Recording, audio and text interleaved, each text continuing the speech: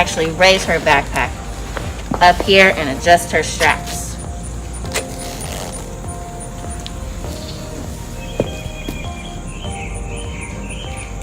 Feeling good? Yep.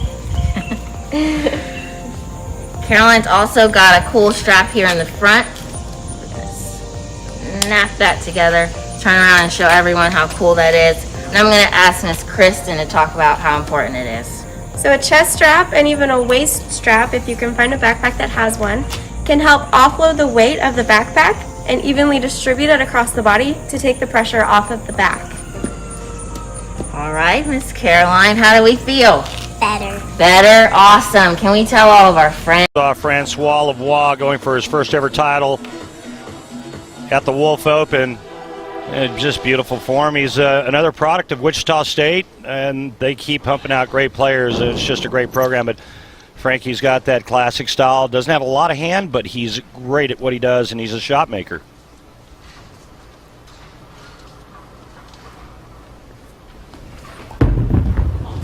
Can we continue to start? Not quite. 10-pin. And that's what you're going to see today when the 10 pins are lead by the right-handers. Most of the time it's going to be a flat 10 because the oil pattern's so long.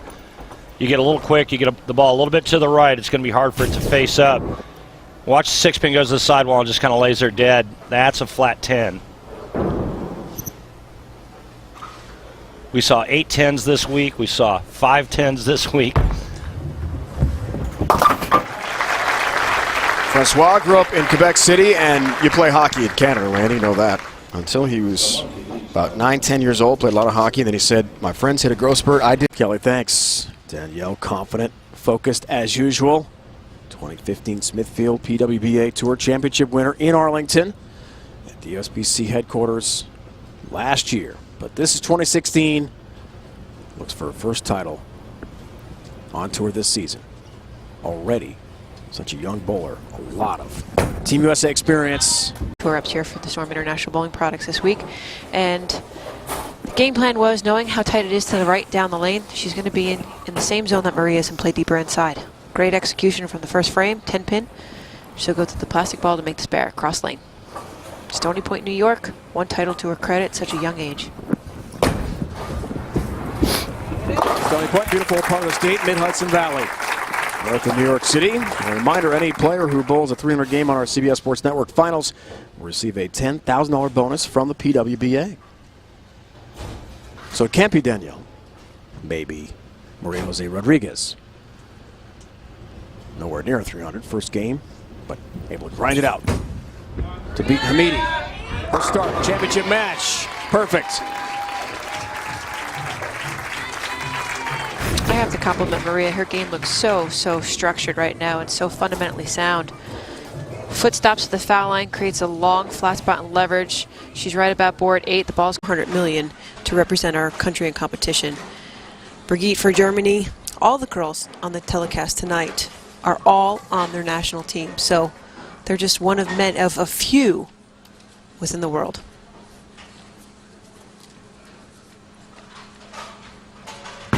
Here we go, match 2 underway. And a shot, and 3-6 remaining for Danielle McEwen. Yeah, I think the left lane is going to be troublesome for all the ladies tonight. Seems to be breaking down much more rapidly than the right lane. We'll definitely see adjustments between balls, angles, approaches to compensate for that different and transitioning lane. Big step up for Danielle. She did not make match play a year ago at the Queens in Green Bay. Converts the 3-6 and a good start with a mark.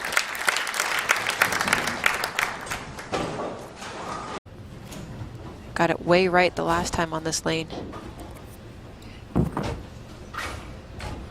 Changes her thumb out from the one to the other. Bowlers do that to have the same feel ball to ball.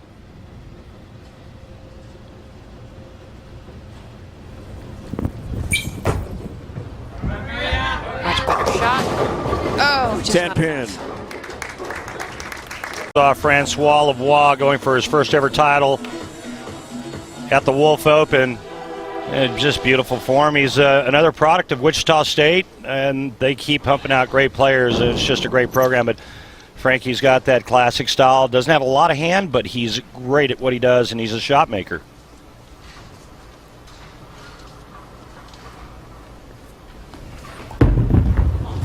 Can we continue? Start. Not quite. 10-pin. And that's what you're going to see today when the 10 pins are lead by the right-handers. Most of the time it's going to be a flat 10 because the oil pattern's so long. You get a little quick, you get the ball a little bit to the right, it's going to be hard for it to face up.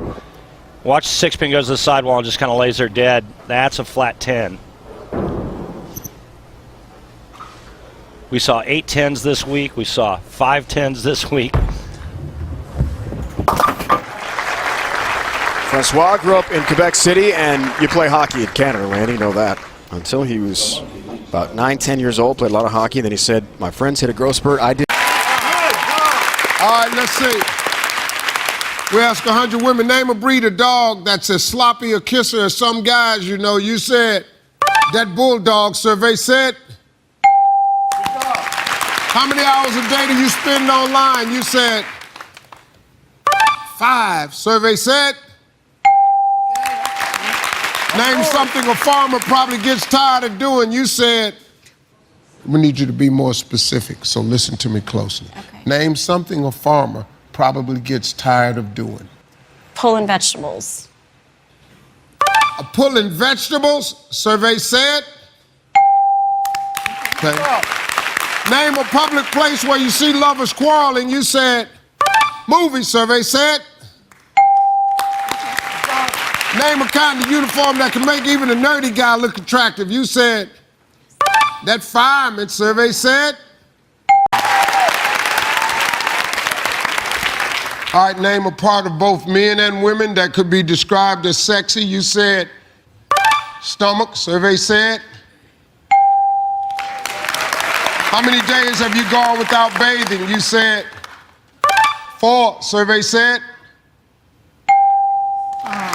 Name a room in your house where you might light a candle. You said in the bathroom, survey said. Come on.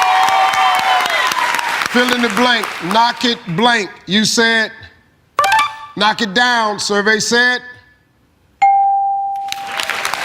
Name something you can rent. You said apartment, survey said. Snap that together, turn around and show everyone how cool that is. And I'm going to ask Miss Kristen to talk about how important it is. So a chest strap and even a waist strap, if you can find a backpack that has one, can help offload the weight of the backpack and evenly distribute it across the body to take the pressure off of the back.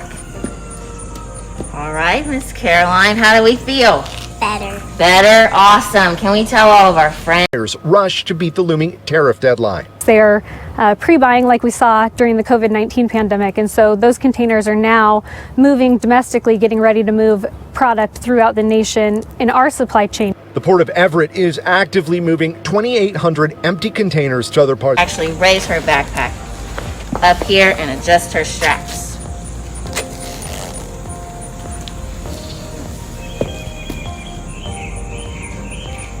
Feeling good? Yep.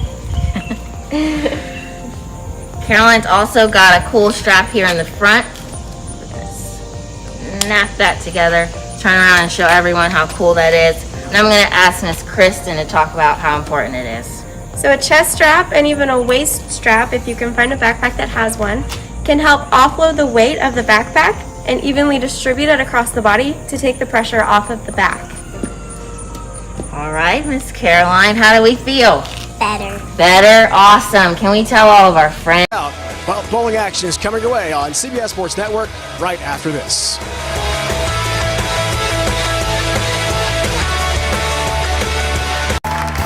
Ready to go, 2016 nationwide PWBA Sonoma County Open. Jen Higgins from outside Columbus, Ohio against Liu Wei Fin from Singapore. Our first match. There's 6, like 10-second video of each one of you. Okay, if I can do this? No, okay. Yeah, let's just stand like this, period. Okay, giving. Yes. Period.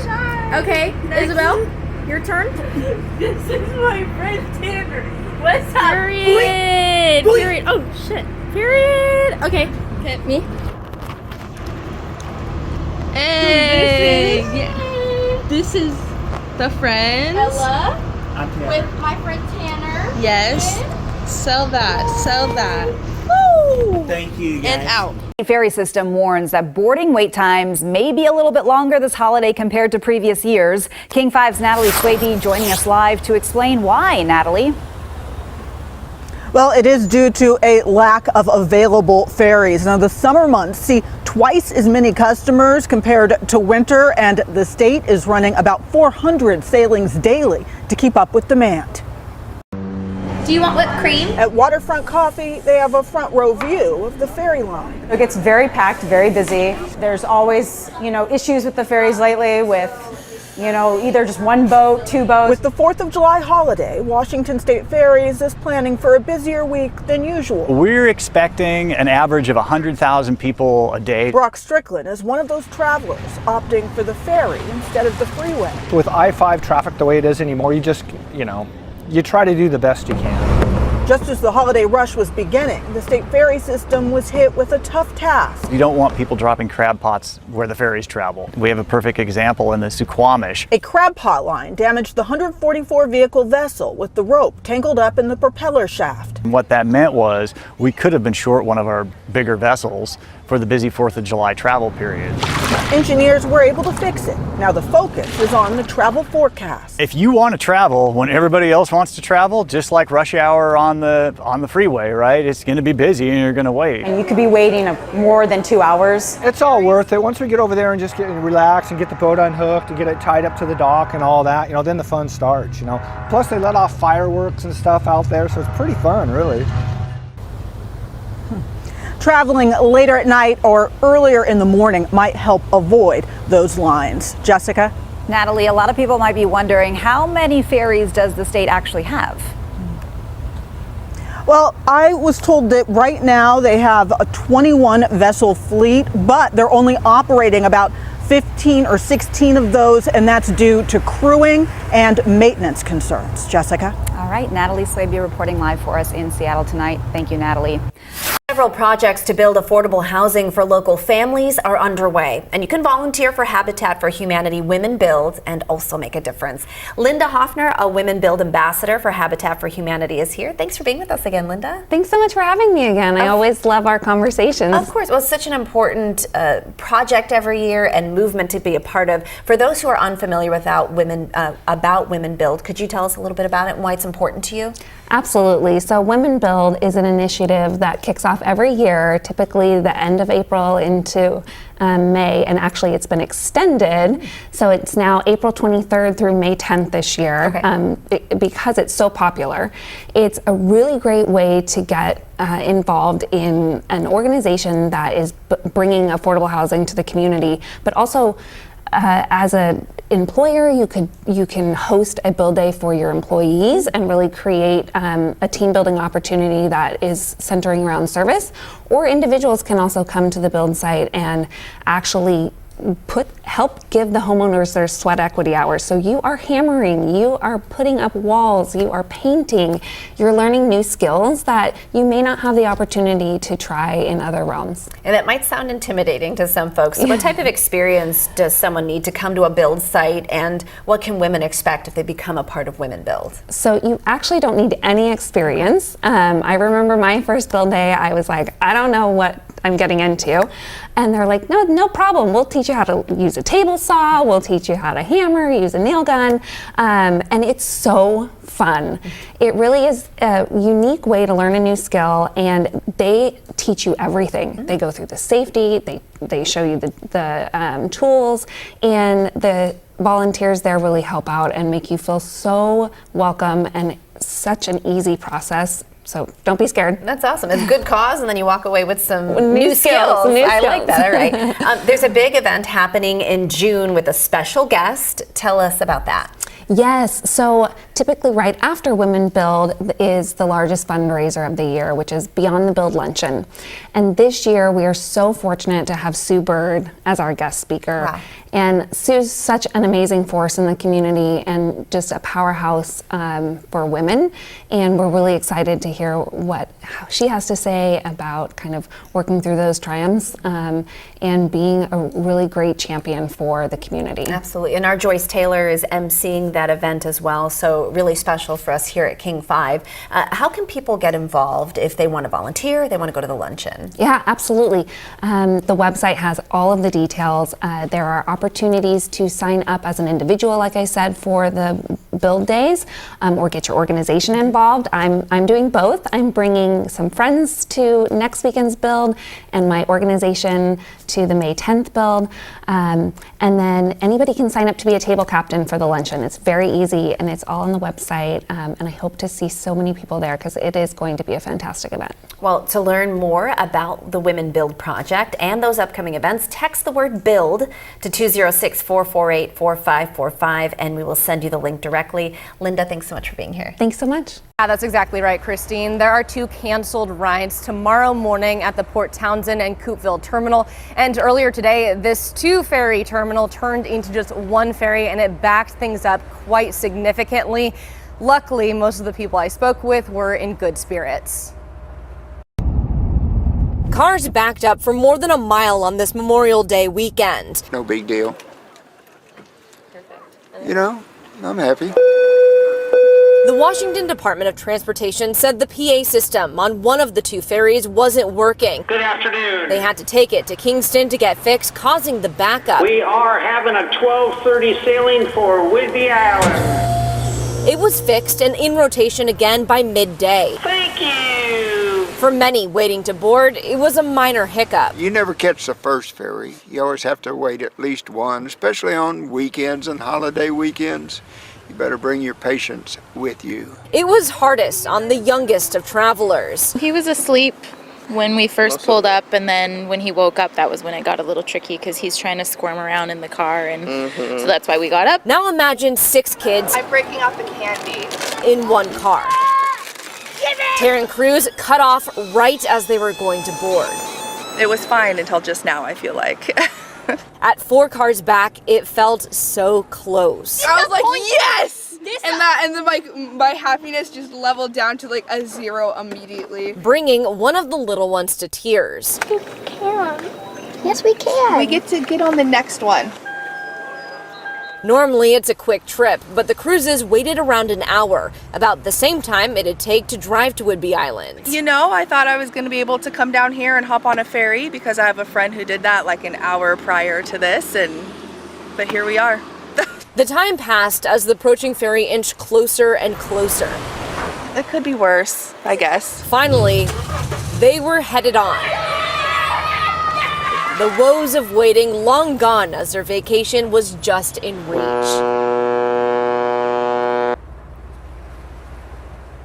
A lot of excitement there. Well, you can sign up for Ferry Alerts to learn more about the cancellations that are happening tomorrow, and they suggest that you ride early in the morning or late into the evening for those best times. For now, I'm Kristen Goodwillie, King 5 News.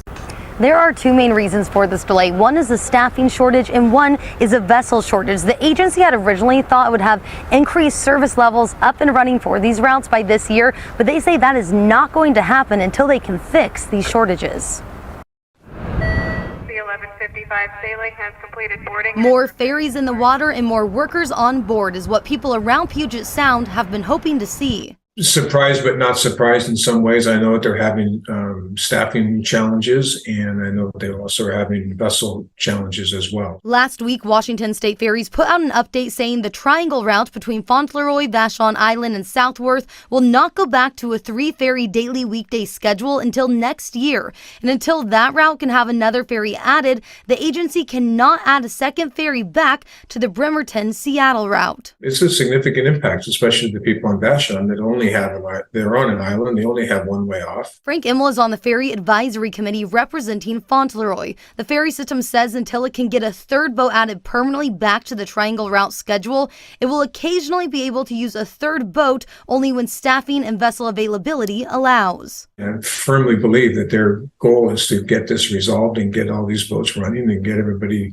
working as they have in the past. The ferry system said in an update posted to its website last week that the service restoration is getting pushed back to next year because recent unexpected retirements, resignations, and protected leaves of absence have caused attrition to outpace our recruiting and training efforts, especially among licensed vessel crews. It will get better. It's just going to take a little bit longer than what I think everybody had hoped it would. The Ferry Advisory Committee representative on Vashon Island said his community is very disappointed, and although they do appreciate that the ferry system is trying to hire on more people, they say that should have happened before there was a staffing crisis. In Seattle, Connor Board, King 5 News. Well, a ferry spokesperson just thinks it's a matter of nice weather. So many people getting out and enjoying it and heading out around the same time. There was one ship along the Anacortes-San Juan route that was taken out of service because of a crew shortage. So part of it is timing, part of it is an ongoing issue. A waiting game at the Seattle Ferry Terminal. We got here at 3:09, I think. One of those foot out the window and relax kind of days. And it's 4:41 now? Yeah, so it's been a while. The Seattle to Bainbridge route among many with delays. We have snacks and drinks and we're prepared, but we'd like to get home. Judy and Gary Lipinski are nearly 2 hours into their wait. We're survivalists, so I have blankets and pillows in case we have could to put spend you the guys night. up if something happened, Keeping it light, but hoping to get on the next ship. We are Yeah. ready to get home, but so you we can can't. assemble furniture. Been to IKEA, assemble furniture. But yeah, we can't back out to go around, to go back home or anything because you're stuck in line. Hoping that movement is a good sign. So we're just, nobody's fault. What have you but- heard? Glad you asked, Gary. In short, just that time of year. We start seeing traffic on our ferry routes increase sometimes as much as 3 times. And of course, staffing has long been a problem for the ferries. The trend is in a good direction, but you will still see that this summer as we've been building that back, and it just takes years to build some of those higher skilled positions in that bench. Ferry spokesperson Bryn Hunter suggests leaving early in the morning or late at night to avoid crowds and use social media to track delays. And now we've been waiting a little over an hour. I think we're a little antsy-pantsy, like kind of ready to get there. Yeah, patience is wearing thin for everyone, but it's starting to pay off.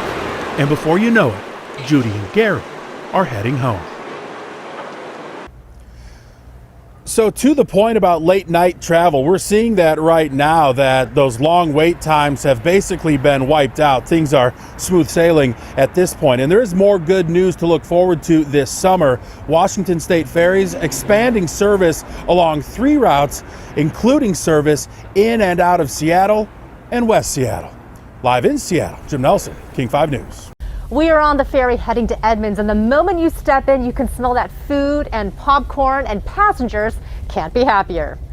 We are now arriving at our destination. It's one of the most serene views of the Salish Sea from the window of a Washington State ferry. And starting Wednesday, passengers can once again enjoy a drink while on board. And some clam chowder, too. And now it's open, I need my clam chowder. Donald Waller takes the Edmonds-Kingston ferry route every day to get home. Every time I get off work, I'm like, is the galley open? Is the galley open? At long last, it is, but it's limited. Sodexo Live, the company contracted to provide galley service for WSF, says they're on phase 1 of a soft launch. They're easing back into offering food and drink again as they watch staffing levels and ferry ridership. The group says it was important for them to open in time for the busy summer season. Well, I'm glad we're coming a long ways, We came through a lot with that pandemic. Everything's getting normal, that's good, right? The moment the ship takes off, passengers headed straight to the kitchen, a line forming quick. I take the ferry every morning, every evening here. Lucas Murphy first heard about the return of food and drink on Tuesday when he heard it as an announcement on board. And the first thing I thought about was, well, finally I get to drink a beer on the ferry. Irish Dad. Last name Murphy, got to drink Irish Dad. Passengers now feeling refreshed as they get off board and on their way. So here are the routes where food service will be offered. They include the Edmonds-Kingston route, the Anacortes route, as well as the Bremerton and Bainbridge routes. For more information and details on times, just look for the story on king5.com. For now, we are in Kingston on our way to Edmonds. I'm Christine Pei, King 5 News. They are just flying. I mean, it is incredible, these athletes on the rowing teams. I mean, I was impressed by the King 5 team, too. Hey, I was too. I Yeah. was too this year, yeah. Captain for 5 years straight now. So it is so fulfilling to be out there the Mountain Lake Cup. How was the weather when It was phenomenal. y'all were out there? For the media race, it was Oh, of great. I don't know course. about today, though. It looks a little choppy out there. It's going to be a little bit, it's going to be chilly too. I mean, significantly cooler than the last couple of days. To kick things off, at least for the parade at noon, 55 and sun breaks, although we'll likely have at least some drizzle out there throughout the day. Just going to be damp regardless. If you are going to go out over the Strait of Juan de Fuca, that's where we have a small craft advisory this afternoon through tomorrow morning because of west winds 20 to 30 knots. So it is going to be quite choppy out there, a little choppy on our local waters as well, but the worst of it will be through the strait. Today, much cooler, 57 degrees, and then we start to warm things up once again Sunday. But check out Monday and Tuesday. If you have any outdoor plans, those are going to be the days, especially if you want to get some sunbathing done, yard work, anything like that. It's going to be quite toasty. But Wednesday, depending on the timing of our next system moving in, it's going to be a cool front, and that could knock our temperatures down lower than what we're currently forecasting. If it's a later arrival of the front, we could be a little milder, so going right in the middle. Thursday and Friday, we're warming things right back up, so the warm weather is going to stick around. So today's going to be the coolest day. Here's a live view overlooking Seattle, and you can see the sun beaming down, but we are covered in clouds. Most of the showers fell overnight as expected. Very, very light, minimal accumulations, and through the day today we'll have clouds, sun breaks, and a couple of showers are possible out there. Going forward, it's the best chance will be in the foothills, the Cascades, and then near Puget Sound, and then the Olympic Peninsula into the afternoon. Highs around the area, 50s, 60s. Tonight going to be quite chilly because winds are going to relax. We have drier air in place, and we'll have mainly clear skies to partly cloudy. So you see 30s and 40s. Tomorrow, this is when we start to trend on the warmer side. We could kick things off a little on a cloudy note, but then we'll have clearing as the day goes on. Here's this morning. You see how we're covered in clouds, maybe a couple of very light showers, sprinkles, if you will. Into the afternoon, we could have some more showers developing generally from the Kitsap Peninsula, Hood Canal, and points to the east, mainly over the north and central sound to the south sound, but most not going to see any issues, as well as some sun breaks. Kicking things off Sunday morning, once again with some low clouds, and then that's going to clear. I know green is popping up, but maybe a sprinkle or two tomorrow if we get any cloud cover, but keeping rain chances out of the forecast as this ridge builds over the region. This ridge is really going to amplify over the region Tuesday before it gets a little nudge to the east. Heading into Wednesday, either it's going to get a little nudge to the east or flatten enough for a weak system to move in. That's when we'll get our next best chance for showers. So Tuesday, a high near 76. That means the South Sound, foothills, southwest interior could top out right around 80. Yeah, Jake, Mimi, good morning. Well, Washington State Ferries says they are operating off a very limited staff right now, so there's no easy fix or solution. So what they have to do is cancel a lot of routes, and that's impacting a lot of you at home. So this morning, over half a dozen routes are canceled between Bainbridge and Seattle. More than 24 cancellations for today altogether. Just yesterday, more than a dozen sailings impacting the San Juan Islands were canceled. One resident of the San Juan Islands has a medical appointment in Anacortes today, so instead of trusting the ferry system, she sailed off yesterday to get a hotel room, costing her more than $100. It's horrible. It gets worse and worse, and they keep raising the prices and raising the prices, and there's no end in sight. For the past year, the ferry system has been struggling to keep all of its boats running on time. Washington State Ferries says a global shortage of workers as well as sick calls related to COVID are to blame. Now, Washington State Ferries says they are working to notify passengers of any cancellations or delays as soon as possible. They also say they're working as fast as they can to fill those spots, those staff positions that they need. But if you're curious to see the cancellations happening this morning, text the word ferry to the number on your screen, 206-448-4545. Live here in Seattle, Kira Alfallen, King 5 News. All right, thanks, Kira. A trainload of empty cargo containers is heading south from Everett, sent to help store a growing surplus of goods entering the U.S. from around the world as global suppliers rush to beat the looming tariff deadline. They're pre-buying like we saw during the COVID-19 pandemic, and so those containers are now moving domestically, getting ready to move product throughout the nation in our supply chain. The Port of Everett is actively moving 2,800 empty containers to other parts of the country. Under new Trump administration policy, most countries will pay more to export goods to the U.S. China facing the steepest hike, with tariffs as high as 145%. It's a cost many fear will ultimately be passed on to consumers. It's not a light switch. They can just turn it on and off.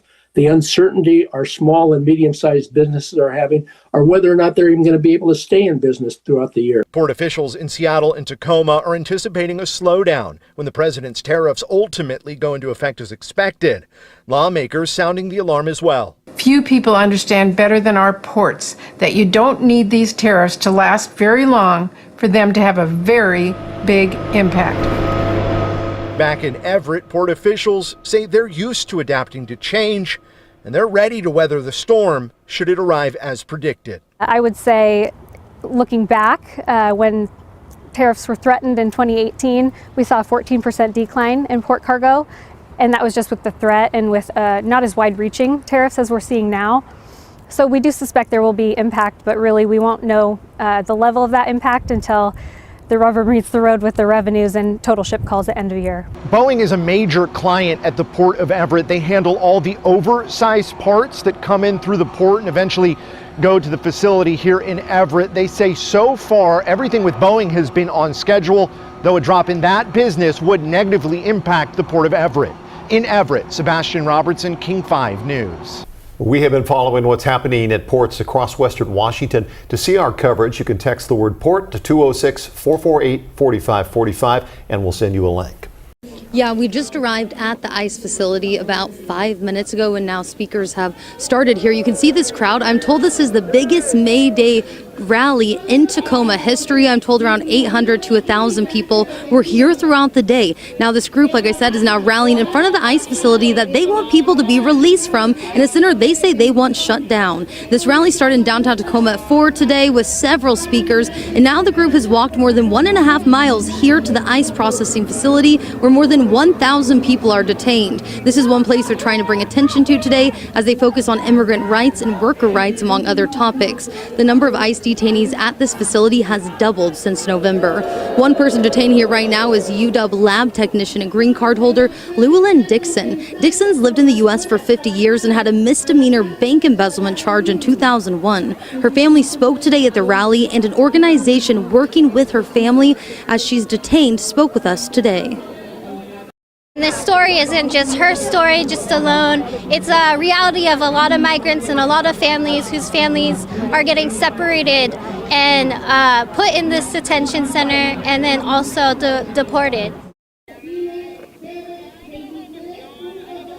And like I said, this rally and march has been going on for about 2.5 hours now, and now they have speakers here outside the ICE facility. And I'm told again that this is the biggest May Day rally in Tacoma history. In Tacoma, Connor Board, King 5 News. The deadline is descending. Exactly a week until domestic travelers over 18 years old need a real ID to travel around the country. So do you have your real ID yet? No. Real ID? I do not. Do you have a real ID? I do not. So what does that mean for me if I don't? In Washington, an enhanced driver's license counts as a real ID. You can also use a passport or a passport card.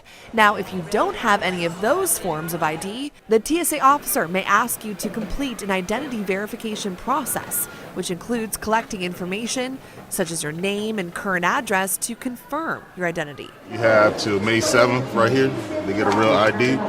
This mad dash to get compliant has checkpoints buzzing and DOL licenses seeing long lines. No availability. Seattle Queen Anne, no availability. Even people just needing to renew their licenses have faced challenges getting an appointment on time. The TSA says everyone should expect to see delays on May 7th as people work through the security lines. In Seattle, Madison Wade, King 5 News. A King 5 viewer asked us whether they'll need a real ID to board a Greyhound bus or an Amtrak train after May 7th. Short answer is no. You will still be able to board a bus or a train with just your standard ID or a driver's license. But if you are crossing the border, you will still need a passport or that enhanced driver's license. Accepted admission from MIT. He went, he graduated, but turned from architecture to restaurant work instead. Yeah, it was a $9 an hour paycheck, yep. It has paid off. He is one part Julia Child, one part Bill Nye, scientifically breaking down recipes in a way that makes them accessible. So our steak is going to go right back onto the rack. 1.7 million people subscribe to his YouTube cooking show, shot in his home kitchen on Lake Union. 800,000 follow his food reviews on Instagram. He's beloved for being an unpretentious expert, for being himself. But that's occasionally been the ingredients for controversy. People in my restaurant started getting like harassing phone calls. People would park outside the restaurant and stare at them. And he confesses how he cooked up a major recipe for disaster. I immediately went to the bathroom, grabbed the plunger, stuck it into the pasta machine. Stuck it into the pasta machine. Oh, you can bet he didn't get a James Beard Award for that. Terrible, but a perfect fit for Hit and Miss. Well, this new podcast episode is ready to download or watch. Success is a mess, and this is what it sounds like. It's a lot of hit and miss. Listen, laugh, cringe, and follow all the links at KIRO7.com/hit-and-miss. Well, an SUV crashes through a phone repair shop. Investigators. Washington State Ferries is preparing to see more than 300,000 passengers for Memorial Day weekend alone. That's enough people to fill T-Mobile Park 6 times. This influx of passengers comes as the ferry system is struggling with the shortage of boats. Right now, there's 21 boats in the fleet with only 15 in service. To have all of the routes fully restored, they would need 26 boats, which isn't expected for at least 4 years. Last week, nearly 40 local leaders sent a letter to Congress asking for federal funding to get more ferries faster. There is money to build up to 5 new hybrid electric diesel boats, and that's what we intend to do. A bid process for shipyards to bid on that will go out, I think, at the end of this month. State ferry leaders say they are increasing staffing and going into the summer better equipped than in years past. We asked 100 women who understands you best. You said Mom. Survey said Nice. Name something a guy might do on Saturday morning in his underwear. You said watch TV. Survey said Nice. Name names when men buy toupees. You said 55. Survey said Nice. Name a type of cheese you put on a burger. You said American. Survey said Nice. Give me a word that rhymes with sprinkle. All right, we got it. We asked 100 men, name something that might be too hot for you. You said, your wife. Survey said.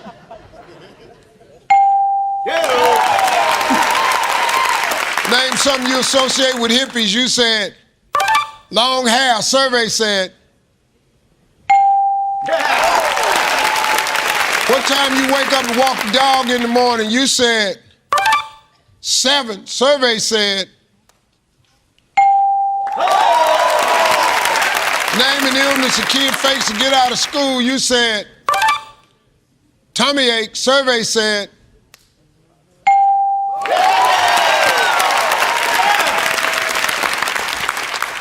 Name a country where they eat. And they say that she could potentially be in a blue 2020 Kia Forte or a 90s black Dodge Ram with a trailer attached to it. And they say that anyone with tips should call those into the Snohomish County Sheriff's Office. They have a deputy working on the case, and that phone number is 425 315-5642, and we'll have that on king5.com. Reporting from Linwood, Erica Zucco, King 5 News. Name a good month to be born in because you can have your birthday party outdoors. You said in July. Survey said. At what age is a teenager the most obnoxious? You said, oh, about 15. That's so true. Survey said. Well, name something above the waist that a man has. It might be big. You said, it's right there. It's probably hiding his waist. Survey said.